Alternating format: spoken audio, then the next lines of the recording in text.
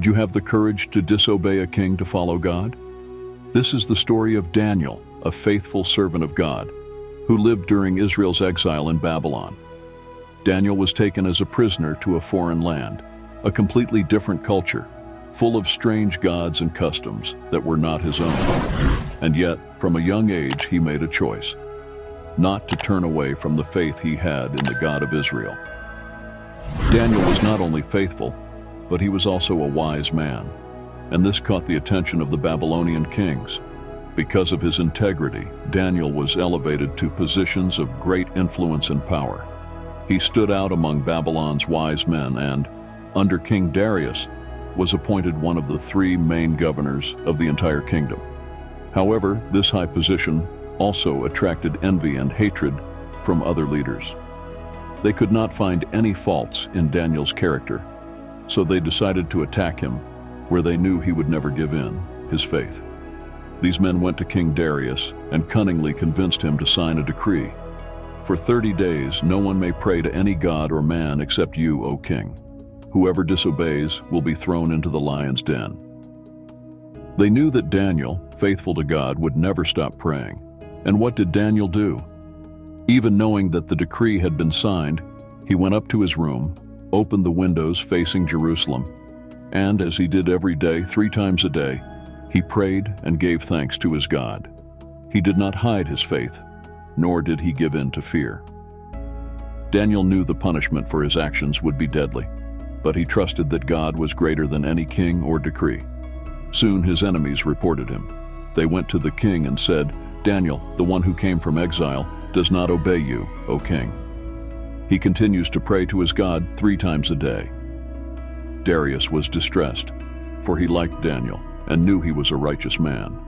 The king tried every way to save Daniel, but according to the laws of the Medes and Persians, once a royal decree was signed, it could not be altered.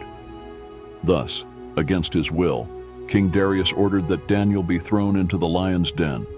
Before Daniel was thrown in, the king said something surprising. "May your God, whom you serve continually, rescue you." The lion's den was sealed with a large stone, and the king sealed the entrance with his ring and the rings of his nobles so that nothing could be changed. That night, Darius could not sleep. He fasted, refused any entertainment, and was restless, waiting for the morning. When the sun began to rise, the king rushed to the lion's den. In a voice of anguish, he cried out, "Daniel, servant of the living God, has your God, whom you serve continually, been able to rescue you from the lions?" Imagine the silence for a moment. Everyone expected the worst, but then a calm and firm voice rose from the den. "O king, live forever. My God sent his angel, and he shut the lions' mouths. They have not hurt me, because I was found innocent in his sight, nor have I done any wrong before you, O king." The king was overjoyed and immediately ordered that Daniel be lifted out of the den. No wound was found on him because he had trusted in his God. Then Darius did something unexpected. He ordered that Daniel's accusers be thrown into the same den, and this time, the lions were not so merciful. But the story doesn't end there. Because of this great deliverance, King Darius sent a proclamation throughout the kingdom. "Peace and prosperity to you all. I decree that in every part of my kingdom, people must fear and revere the God of Daniel, for he is the living God and he endures forever. His kingdom will not be destroyed. His dominion will never end. He rescues and he saves. He performs signs and wonders in the heavens and on the earth. And he has rescued Daniel from the power of the lions." Now I ask you, what would you do in Daniel's place?